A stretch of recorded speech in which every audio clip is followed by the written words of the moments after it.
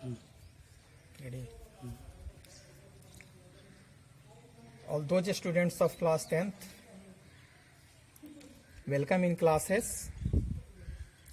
कल मैथ का हम एक ऐसा टॉपिक बताए थे जो आप सभी पहली बार पढ़े थे। उसमें एक प्रॉब्लम आया है कि बी, ये बी देखेंगे और पी, इस दोनों को समझने में बच्चे को कुछ दिक्कत आया है, ठीक है। एच में कोई प्रॉब्लम नहीं समझ में आया है। ये जो एच है जिसको हम लोग कर्ण कहते हैं, इसमें बच्चे को कोई प्रॉब्लम नहीं है, ठीक है। बी और पी समझने में कुछ स्टूडेंट्स को प्रॉब्लम आया था, तो एक बार फिर हम इस दोनों को बता रहे हैं, सिर्फ इसी को बताएंगे। इस वीडियो के माध्यम से आप आसानी से समझेंगे। आप एक समकोण त्रिभुज बनाएंगे। देखिए, आप एक समकोण त्रिभुज बनाएंगे, कोई भी नाम देंगे हम, जैसे ए बी सी दिए। देखिए, ए और ए दोनों के बीच में 90 होगा। ये क्लियर है कि यहीं पर 90 होता है, इसमें कोई शक नहीं है कि ये लंब और आधार के बीच का कोण ए 90 होता है। तो देखिए, ऐसे जनरली जब हम लोग पढ़ते थे तो इसको हम लोग लंब कहते हैं, इसको हम लोग आधार कहते हैं और इसको हम लोग कर्ण कहते हैं। लेकिन क्लास 10th में जब हम ट्रिग्नोमेट्री पढ़ेंगे तो वहां पर एक परिवर्तन होता है। मैं पहले भी बताया था कि ये 90 है तो इसके सामने वाला जो साइड होगा वह एच होगा। इसमें किसी तरह का कोई परिवर्तन नहीं है, ये हमेशा एच होगा। चाहे आप ट्रायंगल को चाहे जैसे भी बनाइए, यदि ये ट्रायंगल इस तरह से भी बनाते हैं और यहाँ पर यदि 90 शो करते हैं, आप मान लेते हैं पी है, ये क्यू है और ये आर है, तो यदि आप यहाँ पर 90 शो करते हैं तो इसके सामने वाला भुजा ये आकर एच होगा। आप यदि ट्रायंगल को इस तरह से भी बनाते हैं, इस तरह से बनाते हैं, ये मान लेते हैं ये डी हो गया, ई हो गया और ई एफ हो गया, ये यदि 90 है तो इसके सामने वाला भुजा ये एच होगा, ठीक है। ये 90 डिग्री का जो होगा वो हमेशा होता है कर्ण, जिसको कर्ण कहा जाता है। अब बच्चे को प्रॉब्लम है बी और पी समझने में। तो देखिए, एक पॉइंट हम लेते हैं, फिर एक समकोण त्रिभुज हम लेते हैं। एक समकोण त्रिभुज हम लिए, ये ए हो गया, ये बी हो गया और ए सी हो गया। देखिए समस्या क्या है, ये 90 डिग्री है तो ये एच हो गया, इसमें कोई शक नहीं है। देखिए, जैसे मान लेते हैं इसके बाद दो कोण बच गया, ये तो क्लियर हो गया। अब ये एक बच गया और एक बच गया। यदि हम ट्रिग्नोमेट्रिकल रेशियो ए के लिए निकालते हैं, यदि हम ट्रिग्नोमेट्रिकल रेशियो ए के लिए निकालते हैं, जैसे साइन ए निकालना है, यदि साइन ए निकालना है, कॉस ए निकालना है, ए के लिए यदि है वहां पर, ठीक है, तो ए के लिए, तो ए के सामने वाला भुजा जो होगा ये पी हो जाएगा और जो बच गया वो बी हो गया। तो जिस कोण के लिए होगा वो सामने वाला भुजा पी हो गया, जो बच गया वो बी हो गया। तो यहाँ पर थोड़ा सा आश्चर्य लगेगा आपको कि इसको हम लोग लंब पढ़े थे।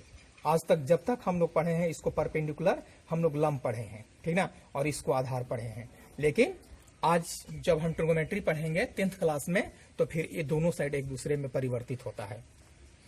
यदि हम इस ट्रायंगल को लेते हैं, हम ये मान लेते ए हो गया, ये बी हो गया और ये सी हो गया, ये 90 हो गया, ये हाइपोटेनस हो गया।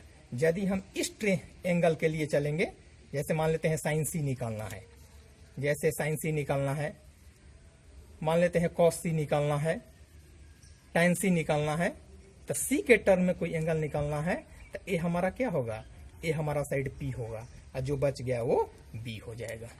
यहीं पर यही समस्या है पी और बी में। यदि मान लेते हैं थीटा रहता है, तो जिसको आप थीटा मानिएगा, मान लेते हैं कि ये ट्रायंगल बनाया है, यहाँ से ए हो गया, ये बी हो गया, ये सी हो गया। मान लेते हैं आपको साइन थीटा का मान निकालना है, तो इसमें थीटा नहीं है, तो आप जिसको थीटा मानिए, जनरली हम लोग इसको थीटा मान लेते हैं, तो यदि ये थीटा मान लिए तो ये पी हो गया, तो ये बी हो गया। तो इस तरह से इस वीडियो के माध्यम से आप पी और बी को क्लियर कर लेंगे और तब जाकर के क्वेश्चन आसानी से बनना शुरू हो जाएगा। क्योंकि आपको लगता होगा कि सारा क्वेश्चन में जिसको हम लोग अब तक हम लोग पी माने हैं, सभी क्वेश्चन में उसको बी माना गया है। अब देखिए क्वेश्चन नंबर 1 हम आते हैं। अब क्वेश्चन नंबर एक्सरसाइज 8.1 का क्वेश्चन नंबर 1 आते हैं हम लोग। A1 क्वेश्चन नंबर रहा आपका, ठीक ना। एक त्रिभुज ABC में जिसका कोण B समकोण है, AB बराबर 24 सेंटीमीटर और BC बराबर 7 सेंटीमीटर। निम्नलिखित का मान निकालिए। साइन A कॉस A, दूसरा नंबर में है साइन C कॉस C। अब देखिए हम पहले ही बताए थे कि इसको निकालने के लिए एक त्रिभुज का तीनों भुजा होना चाहिए। तो एक त्रिभुज ABC, यहाँ ABC दिया है, B समकोण है, ट्रायंगल बनाया हुआ नहीं रहेगा फिगर में, आपको खुद बनाना होगा। तो यहाँ पर हम लोग ABC, ये हम ट्रायंगल खुद से बनाए हैं, B पर समकोण किए हैं। अब उसके अनुसार हम AB 24 सेंटीमीटर, यहाँ से AB जो है वो ले लिए यहाँ पर AB, ABC, AB बराबर 24 सेंटीमीटर और BC बराबर 7 सेंटीमीटर। निम्नलिखित का मान निकालना है। यहाँ पर आप 24 सेंटीमीटर, इस यहाँ पर फिगर में थोड़ा मिस्टेक है, ये 24 होगा, 24 सेंटीमीटर। फिगर को आप ठीक कर लेंगे, यहाँ से फिगर में मिस्टेक है, यहाँ 24 सेंटीमीटर होगा। तो यहाँ पर हम लोग क्वेश्चन में आएंगे कि AB बराबर 24 सेंटीमीटर, BC बराबर 7 सेंटीमीटर। तो हमको AC निकालना होगा, तब जाकर के हम आगे क्वेश्चन बनाएंगे, ठीक ना। तो हम लोग सिंपली जब चले यहाँ पर, तो देखिए यहाँ पर H निकालना होगा। ये H निकाले हैं, P 7 centimetre, B 24 centimetre. H निकाले हैं P square plus B square, बहुत पहले से आप लोग जान रहे हैं। यहाँ पर वैल्यू ठीक लिखा हुआ है 24, ठीक ना, 625। तो H का मान कितना आ गया? H के मान हो गया 25 सेंटीमीटर। H का मान जो है ये 25 सेंटीमीटर है। यहाँ पर फिगर मिस्टेक है, ये जो होगा ये 25 सेंटीमीटर है। बाकी प्रॉब्लम 25 पर ही बनाया हुआ है, केवल फिगर मिस्टेक है। आप फिगर को आप लोग ध्यान से देखेंगे तो यहाँ पर जब देखते हैं कि ये 25 सेंटीमीटर आ गया। अब देखिए, अब दो कोण है, हम कोण ए के लिए निकाले थे ये, ठीक है, कोण ए के लिए निकाले थे। तो कोण ए के सामने वाला भुजा P हो जाएगा और ए बी हो गया। कोण ए के लिए चले हैं तो ए के सामने का भुजा P हो गया और ए बी हो गया। H निकाल लिए। अब साइन ए, तो साइन ए का फॉर्मूला P बटा H होता है। तो P का मान 7 है और H का मान 25, 7 बटा 25 सेंटीमीटर है, 7 बटा ये 25 हो गया। अब कॉस ए निकाले हैं यहाँ से, तो कॉस ए का फॉर्मूला आप देखिएगा तो B बटा H होगा। B का मान कितना हो गया? B का मान यहाँ 24 है और H के मान 24/25 हो गया। अब देखिए कोण C के लिए निकाले हैं, तो जब कोण C के लिए चलेंगे यहाँ से तो इसका मान P हो गया, P के मान 24 हो गया और जो बच गया B 7 हो गया। उसी तरह से इस तरह से निकाल लिए यहाँ से। यदि आप एक से भी निकालेंगे तो P और B वही यहाँ पर चल रहेगा।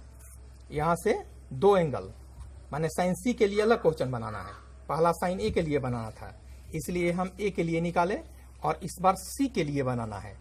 यहाँ से जो है वो C के लिए बनाना है। तो हम C के लिए चले, तो C के लिए चाहिए तो P हो जाएगा ये 24 और P जब 24 हो गया तो B 7 हो गया, B 7 हो गया और ये 25 फिर निकल गया। उस तरह से साइन C और कॉस C। साइन C का फार्मूला में कोई चेंजिंग नहीं होगा, फार्मूला ही होगा। एंगल चेंज होने से फार्मूला नहीं चेंज होगा। साइन C तो P बटा H, P बटा H का फार्मूला होता है तो फार्मूला वही रहेगा। ऐसा नहीं है कि एंगल चेंज होगा तो फार्मूला चेंज होगा, नहीं। P बटा H तो होगा, P के मान हो गया यहाँ से P, यहाँ से P जब देखेंगे यहाँ से तो 24 है, यहाँ पर देखिए 24 हो गया और H का मान 25, तो 24/25 cos C B बटा H। तो B का मान आपके पास है 7 और H के मान 25, तो 7/25 आ गया। तो आपको सबसे इंपॉर्टेंट है, सब चीज फार्मूला आपके पास है। इंपॉर्टेंट चीज है B और P। तो B और P नहीं, जिस एंगल के लिए निकालना है बस उसके लिए चलिए। यहाँ A था तो A के लिए चले थे, तो A के लिए और फिर C के लिए। उसी तरह से पीछे जो है क्वेश्चन नंबर 2 है, आकृति एक दिया हुआ है यहाँ पर। तो इसमें tan P minus cot R निकालना है आपके पास, tan P minus cot R। तो पहले हम tan P और कॉट R tan P निकालेंगे और cot R, तो tan P और cot R का मान निकालना है। ये फिगर आपका गिवन है कि बुक में देखेंगे, फिगर जो है वो दिया हुआ है। तो ये ट्रायंगल पी क्यू आर है। तो आपको क्लियर है यहाँ से कि यहाँ से जब हम सिंपली जनरली चलेंगे तो यहाँ पर कोई पी और बी नहीं, सिंपल देखने से लग रहा है कि ये पी होगा और एच होगा, तो हमको बी निकालना है। तो पी और एच के सहारे हम बी निकाल लिए, क्योंकि इस फॉर्मूला की यूज करने के लिए एंगल यूज करने की कोई जरूरत नहीं है। इस फॉर्मूला को जब निकालना है तो बिना फॉर्मूला के भी आप पी और बी की जरूरत नहीं है, यहाँ से सिंपली हम निकाल लिए। उसके बाद अब कोण पी के लिए चले हैं, देखिए तो कोण पी के लिए, तो पी के लिए आपके पास क्लियर है कि पी के लिए जब चलिएगा तो पी ये हो जाएगा और बी ये हो जाएगा। तो आपके पास जब पी के लिए चले हैं तो यहाँ से देखिए कोण पी के लिए, तो पी ये जो बेस निकला हुआ है पहले 5 सेंटीमीटर ये निकल गया है, तो आपका पी, तो पी 5 सेंटीमीटर हो जाएगा और बी आपका 12 सेंटीमीटर। उसके बाद एच 13 सेंटीमीटर, तो tan P हो गया। tan P का फॉर्मूला हो जाता है tan P बटा B, तो 5/12 इक्वल टू 5/12। अब R के लिए चले हैं, इसके लिए तो P ये हो जाएगा और B ये हो जाएगा, तो P हो गया 12 सेंटीमीटर और B हो गया 5 सेंटीमीटर, H बच गया 13 सेंटीमीटर। फिर उसके सहारे आप cot R निकाल लिए। अब लिखा हुआ है tan P minus cot R, तो tan P का मान 5/12 और cot R का मान 5/12, 5/12/12। उसके बाद आप सिंपल काट भी सकते हैं या फिर आप एलसीएम मेथड से इसको 12 का एलसीएम 12, 5 माइनस 5 0/12, तो tan P minus cot R का मान ये 12 हो गया। तो क्वेश्चन नंबर 3, 4, 5, 6, 7 सब इसी मेथड से बनेगा, ठीक ना। क्वेश्चन बनाया हुआ है, आपको घबराने की कोई बात नहीं है। आप बस वीडियो देखेंगे सभी चीज समझ में आ जाएगा। कितना